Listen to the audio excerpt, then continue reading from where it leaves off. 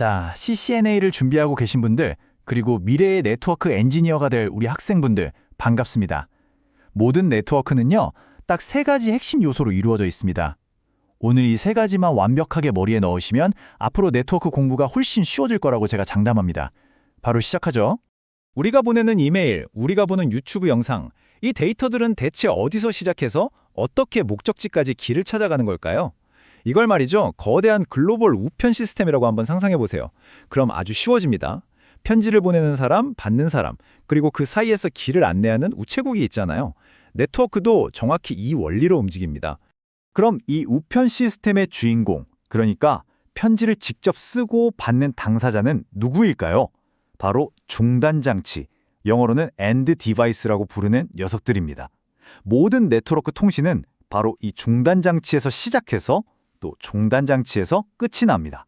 전문 용어로는 이걸 호스트라고 불러요. 네트워크에 연결된 모든 통신의 주체라고 보시면 됩니다.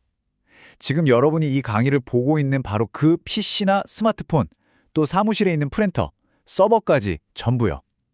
메시지를 보내는 출발지, 소스가 되거나 받는 목적지, 데스티네이션이 되는 모든 장치, 이게 바로 종단 장치인 겁니다. 그런데 이 종단 장치들이 항상 똑같은 역할만 하는 건 아니에요. 통신하는 상황에 따라서 아주 중요한 두 가지 역할을 맡게 되는데요. 하나는 서비스를 요청하는 클라이언트, 그리고 다른 하나는 그 요청에 응답해서 서비스를 제공하는 서버입니다. 모든 중단 장치는 이 두 가지 역할 중 하나, 또는 때로는 둘 다를 수행하게 되죠. 자, 이 그림을 보세요. 이게 바로 가장 클래식한 모델, 클라이언트 서버 모델입니다. 아주 간단하죠? 왼쪽에 있는 여러분의 PC, 즉 클라이언트가 저 웹페이지 좀 보여주세요 하고 요청을 하면 오른쪽에 있는 서버가 네, 여기 있습니다 하고 정보를 제공하는 거예요. 딱 두 단어, 요청과 제공. 이것만 기억하시면 끝입니다. 그럼 서버가 구체적으로 뭘 하는지 한번 정리해 볼까요? 첫째, 웹페이지나 이메일 같은 정보를 다른 장치들한테 제공하고요. 둘째, 이런 서비스를 제공하려면 당연히 그에 맞는 소프트웨어가 계속 돌아가고 있어야겠죠. 그리고 이게 진짜 중요한 특징인데 서버 한 대가 동시에 수많은 수천 수만 명의 클라이언트들의 요청을 처리할 수 있다는 겁니다. 이게 바로 서버가 강력한 이유죠. 자, 그렇다면 이 종단 장치들이 통신하는 방식이 이 클라이언트 서버 모델, 이거 하나뿐일까요? 그렇지가 않아요. 아주 중요한 모델이 하나 더 있습니다. 이제 이 두 가지 통신 모델을 한번 비교하면서 뭐가 다른지 확실하게 짚어보겠습니다. 화면에 있는 표를 한번 보시죠. 왼쪽이 우리가 방금 본 클라이언트 서버, 오른쪽이 바로 P2P 모델입니다. 이 둘의 결정적인 차이 딱 하나만 꼽으라면 바로 전용 서버가 있냐 없냐 이겁니다. P2P에는 정보를 총괄하는 중앙 서버가 없어요. 대신 모든 장치, 이걸 피어라고 부르는데 이 피어들이 서로 직접 통신하면서 자원을 공유하는 거죠. 그러니까 어때요? 모든 컴퓨터가 클라이언트가 되기도 하고 동시에 서버가 되기도 하는 말 그대로 이중 역할을 하게 되는 겁니다. 이 그림을 보면 개념이 확 잡혀질 거예요. 보세요. 한 컴퓨터가 프린터를 다른 컴퓨터한테 공유해주고 있죠. 이때는 서버 역할을 하는 거예요. 근데 동시에 다른 컴퓨터에 저장된 파일을 요청해서 받아오고 있어요. 이때는 또 클라이언트 역할도 하는 거죠. 어떤 중앙 관리자도 없이 모두가 동등한 위치에서 서로 돕고 사는 완벽하게 수평적인 구조라고 할 수 있겠습니다. 자, 이 P2P의 장단점, 이거 CCNA 시험에 진짜 자주 나옵니다. 별표 하나 딱 쳐두세요. 장점은 아주 명확해요. 설정하기 쉽고 돈도 덜 들고 구조도 단순하죠. 하지만 단점이 훨씬 더 치명적입니다. 중앙에서 관리해주는 주체가 없으니까 보안에 아주 그냥 취약하고요. 귤보를 키우기도 어렵습니다. 그리고 모든 PC가 서버 역할까지 맡아야 하니까 당연히 자기 할 일 하면서 남의 일도 봐주는 셈이라 성능이 떨어질 수밖에 없죠.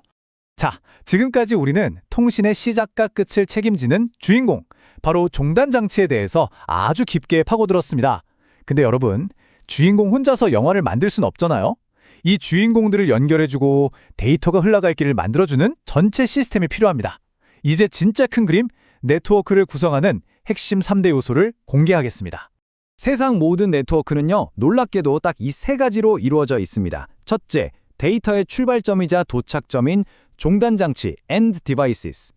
둘째, 이 장치들을 서로 연결하고 길을 안내해주는 중개장치, intermediary devices. 그리고 셋째, 데이터가 실제로 쌩쌩 달리는 고속도로, 바로 네트워크 매체, 네트워크 미디어입니다. 이 세 가지가 네트워크의 전부라고 해도 과언이 아니에요. 여기서 중계장치는요, 딱 네트워크의 교통경찰이라고 생각하시면 됩니다. 화면에 보이는 라우터, 스위치, 방화벽 같은 장비들이 바로 그 주인공들이죠. 이 친구들이 하는 일은 종단 장치들을 서로 묶어주고 데이터가 목적지까지 어떤 길로 가야 가장 빠르고 안전할지 최적의 경로를 딱딱 찾아주는 핵심적인 역할을 수행합니다. 자, 마지막 퍼즐 조각은 바로 네트워크 매체, 즉 데이터가 이동하는 길 그 자체입니다.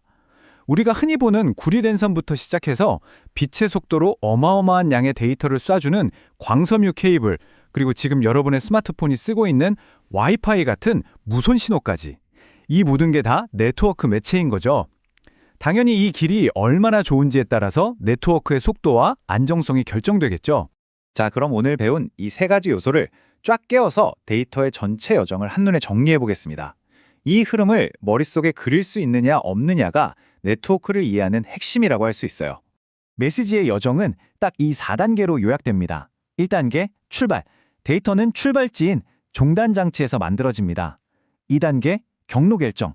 중간에 있는 중계 장치들이 어디로 가는 게 제일 좋겠다 하고 최적의 경로를 찾아내죠.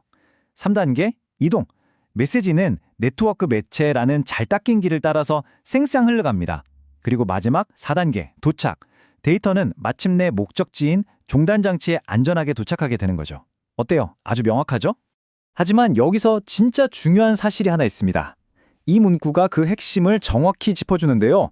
단순히 물리적으로 연결만 되어 있다고 해서 통신이 되는 건 아니다.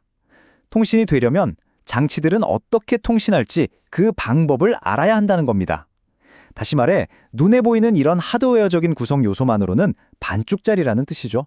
오늘 우리는 네트워크를 구성하는 세 가지 핵심 몸체에 대해서는 전부 배웠습니다. 종단 장치, 중계 장치, 네트워크 매체. 그런데 이 서로 다른 장치들이 대체 어떻게 서로 알아들을 수 있는 언어로 대화를 나눌 수 있는 걸까요?